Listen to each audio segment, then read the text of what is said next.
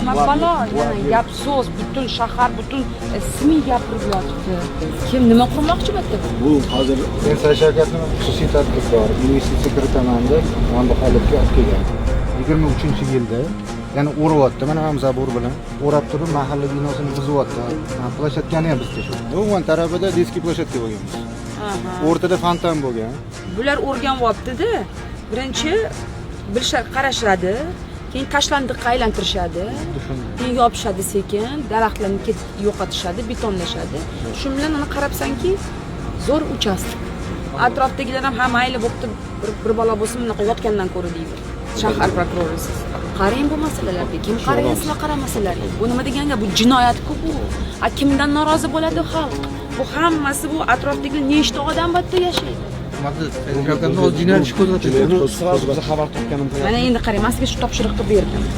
Butun shaharda xatlov qilindi. Xalqqa qaytarib bering buni. Bu xalqniki-ku. Hech kim, hech qanaqa tanish bilish bo'lmasin. Следите. Bularni orqasidan baribir ham qanaqadir kuchlar bor-da, yigitlar. Понимаешь? Prosto odamlar bu ishni qila olmaydi. Bu degan o'zidan ketgan blatnoylar bu ishni qiladi. Hozir aytganingizdek, javobgar qilib, hamma zaborini oldirib tashlaymiz.